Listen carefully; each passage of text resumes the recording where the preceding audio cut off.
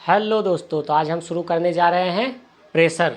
Fluid mechanics का सबसे important topic है, क्योंकि इसी पे पूरा फ्लूइड मैकेनिक्स काम करता है कि उसकी फ्लूइड की प्रेशर क्या है और उसमें क्या है। तो welcome to back my YouTube channel grow with आकाश।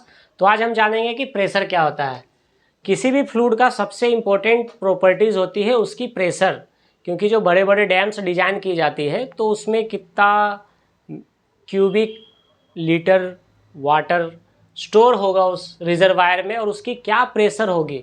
क्योंकि प्रेशर क्या होता है, वो फोर्स कैसे लगाता है, वो 3 डायमेंशनल फोर्स लगाता है, एक्स वाई जेड। इसीलिए किसी भी फोर्स के मुकाबले जो फ्लूइड का प्रेशर होता है वो सबसे ज़्यादा होता है और सबसे ज़्यादा डेंजरस भी होता है। क्योंकि हमेशा लिक्विड क्या होता है, उस पर हम जब फोर्स लगाते हैं या उस पर जब भी प्रेशर हम देंगे तो वो क्या होगा, फैलेगा, एक्सपांड करेगा और वो 3 डायमेंशनल फोर्स लगाता है किसी भी एरिया में। ठीक है, तो हम जानते हैं कि पहले प्रेशर क्या होता है। प्रेशर और intensity of pressure is defined to the normal force exerted by the fluid per unit area. Pressure is considered only in case of liquid or gases. In case of solid, it is a stress. अगर हम pressure कहाँ consider करेंगे, जहाँ पे liquid होगा या gases होगा। अगर कोई सॉलिड है तो उस पर क्या कंसीडर होगा, स्ट्रेस। अब प्रेशर क्या होता है, इसको हम पी से डिनोट करते हैं और ये होता है फोर्स अपॉन एरिया। मतलब कि अगर कोई लिक्विड है किसी कंटेनर में है तो क्या करेगा, जिस एरिया में है, जिस कंटेनर है उसका कुछ एरिया होगा, कोई उसका एरिया होगा और उस एरिया में उस लिक्विड के द्वारा, उस लिक्विड के थ्रू 3 डायमेंशनल फोर्स लगाया जा रहा है, एक्स वाई जेड। 3 डायमेंशनल क्या होगा, फोर्स लगेगा। ये एक्स है, ये वाई है और ये जेड है। ये 3 डायमेंशनल फोर्स लगाता है। तो क्या होगा, फोर्स अपॉन एरिया। फोर्स का क्या होता है, यूनिट। फोर्स का होता है न्यूटन और एरिया का क्या होता है, मीटर स्क्वायर। तो फोर्स, प्रेशर क्या होगा, न्यूटन पर मीटर स्क्वायर।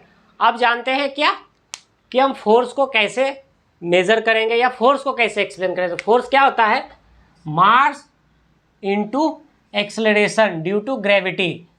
और मास क्या होता है, वॉल्यूम और इनटू डेंसिटी। एरिया क्या होता है, डेप्थ और डेंसिटी।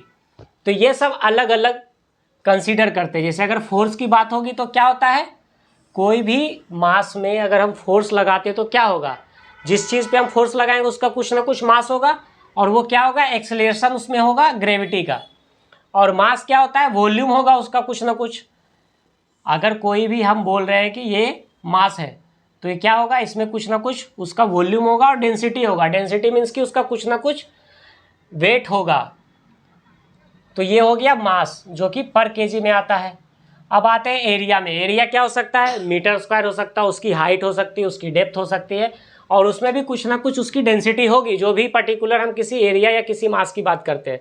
तो फोर्स क्या हो जाएगा, एरिया, उसकी डेप्थ, डेंसिटी और एक्सेलरेशन ड्यू टू ग्रेविटी, उसको हम जी से डिनोट करते हैं।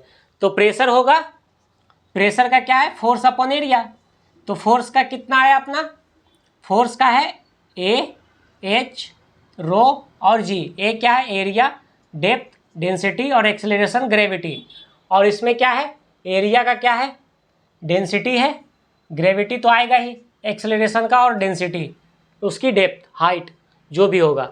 अब आते हैं कि यूनिट ऑफ प्रेशर क्या होता है। प्रेशर हमने जान लिया क्या होता है, एक वो रेशियो होता है force to the exerted area. मतलब कोई भी प्रेशर अगर हमें बोलेगा एक्सप्लेन करने के लिए तो क्या होता है, it is the ratio of force पर यूनिट एरिया। मतलब जो भी प्रेशर की बात करेंगे तो जो फोर्स लग रहा है बाय द प्रेशर किसी पर्टिकुलर एरिया पे, तो हो जाएगा क्या, प्रेशर होगा फोर्स टू द एरिया और उसका क्या होगा, यूनिट न्यूटन पर मीटर स्क्वायर।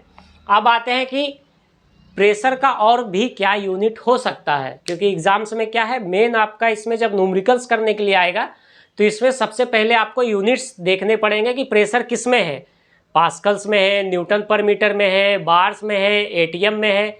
वो पहले हम प्रेशर का यूनिट देखेंगे, तब हमें पता चलेगा कि हमें आंसर जो निकालना है वो किस यूनिट में निकालना है।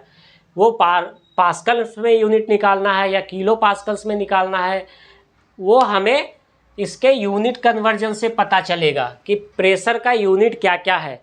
क्योंकि कभी कभी क्या है, प्रेशर का यूनिट चेंज करने पे हमें पता नहीं चलता है कि वो क्या निकालने के लिए हमें कह रहा है, या प्रेशर अगर हम निकालें तो पहले हमें उसका यूनिट चेंज करना पड़ेगा। सपोज अगर वो सारा कुछ बाकी का जो प्रेशर है, एटमॉस्फेरिक प्रेशर है या जो आउटर प्रेशर है या वेसल्स के अंदर का प्रेशर है, वो बार में दिया हुआ है और हमें जो प्रेशर निकाले हमने सारा कैलकुलेट करके वो हमें निकल गया पास्कल में, तो उसे हमें चेंज करना पड़ेगा, पहले उसका यूनिट कन्वर्जन करना पड़ेगा। तो यूनिट ऑफ प्रेशर क्या है, पहला तो अपना होता है न्यूटन पर मीटर स्क्वायर, जो हमने नॉर्मल उसके डेफिनेशन से जाना। न्यूटन मीन्स की जो फोर्स लग रहा है, फोर्स का होता है यूनिट न्यूटन और एरिया का मीटर स्क्वायर। तो पहला जो हमारा एसआई यूनिट है वो क्या होगा, न्यूटन पर मीटर स्क्वायर। अब एक और यूनिट होता है जिसको बोलते हैं पास्कल्स, जिसको पी से डिनोट करते हैं।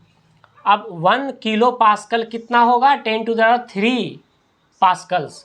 जब भी किलो की बात होगी तो वो 1000 से इंटू हो जाता है, ठीक है। तो उसमें क्या होगा, आपको टू दी पावर 3 करना पड़ेगा। और जब मेगा पास्कल्स की बात आएगा, ये किलो पास्कल से, ये मेगा पास्कल से, मेगा पास्कल में क्या होगा 10⁻6 हो जाएगा। किलो में 10⁻³ था और मेगा में क्या होगा 10⁻6 हो जाएगा। अगर 10⁻6 लिखते हैं तो पास्कल्स में आ जाएगा और 10⁻³ लिखेंगे तो किलो पास्कल्स में आ जाएगा। और 1 वार इक्वल टू होता है 100 किलो पास्कल्स। और अगर इसको पास्कल्स में चेंज करेंगे तो क्या होगा, इसका 10⁻³ और 2 0 पहले से है तो ये हो जाएगा 10⁵ पास्कल्स। एक और आता है प्रेशर का यूनिट जिसको बोलते हैं ATM, atmospheric pressure. 1 ATM equal to होता है 101325 पास्कल्स। अब इसको हम क्या किलो पास्कल्स में चेंज करेंगे तो क्या होगा, इस पे होता है क्या 10⁻³ होता है किलो का। तो कुछ नहीं करेंगे, 1 2 3, ये 3 जहाँ आएगा वहाँ पे हम एक डॉट लगा देंगे तो क्या हो जाएगा 101.325 किलो पास्कल्स। अगर मेगा पास्कल्स की बात करेगा तो यहाँ आ जाएगा 5 6, तो यहाँ क्या करेंगे, यहाँ पे इतना आ जाएगा। तो ऐसे आपको क्या करना है, एग्जाम्स में देखना है कि न्यूमेरिकल्स में प्रेशर का यूनिट क्या दिया हुआ है और हमें फाइनली जो प्रेशर निकालना है या उसका आंसर निकालना है वो हमें किलो पास्कल्स से चेंज करने में आंसर आएगा या मेगा पास्कल्स में होगा। क्योंकि हमें यूनिट कन्वर्जन पहले करना होगा जो हमें डेटा दिया हुआ है न्यूमेरिकल्स में, फिर जाकर के हम उसको प्रोसीड कर सकते हैं न्यूमेरिकल सॉल्व करने के लिए। तो सबसे पहले न्यूमेरिकल्स में हमें उसका यूनिट देखना है कि फोर्स किस में है, न्यूटन मीटर में है, पास्कल्स में है, प्रेशर दिया हुआ है तो किलो पास्कल्स में है या मेगा पास्कल्स में है, या एटीएम है या वार है। क्योंकि कहीं कहीं क्या है प्रेशर्स बार में दिए रहते हैं और आपको सारे फोर्स दिया रहेगा न्यूटन में, तो आपको उसको चेंज करना पड़ेगा न्यूटन पर मीटर स्क्वायर में, तब जाकर के आपको सारे डेटा और सारा यूनिट्स एक तरह से मिलेगा। वरना कोई भी चीज़ हम पास्कल्स में निकाल रहे हैं, कहीं हम वार्स में निकाल रहे हैं, तो वो न्यूमेरिकल्स की वैल्यू जो होगी, जो आंसर होगा वो गलत हो जाएगा। तो आपको समझ में आ गया होगा कि प्रेशर क्या होता है। प्रेशर है, it is defined to the normal force exerted by the fluid per unit area. मतलब जो भी फोर्स लग रहा है और किसी पर्टिकुलर एरिया पे लग रहा है तो ये हो जाएगा फोर्स अपॉन एरिया। फोर्स का होता है न्यूटन, एरिया का होता है मीटर स्क्वायर। तो प्रेशर का क्या हो जाएगा न्यूटन, यूनिट न्यूटन पर मीटर स्क्वायर।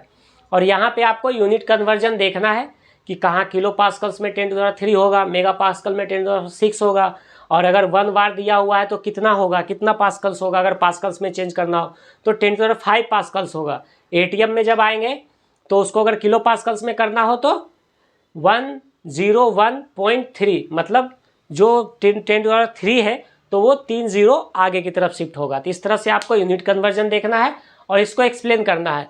प्रेशर ये पूछेगा नहीं कि प्रेशर्स क्या होता है, पर प्रेशर में हमें पता होना चाहिए कि प्रेशर है क्या, उसकी यूनिट क्या है। क्योंकि फ्लूइड मैकेनिक्स में सारा कैलकुलेशन और सारा खेल प्रेशर का है। तो आपको पता होना चाहिए प्रेशर क्या होता है, उसके यूनिट्स क्या होता है, उसको कैसे एक्सप्लेन किया जाता है, ताकि हम उससे यूनिट कन्वर्जन समझ सके। Thank you so much. मिलते हैं नेक्स्ट वीडियो में, जानते हैं कि न्यूटन्स लॉ ऑफ विस्कोसिटी क्या होता है।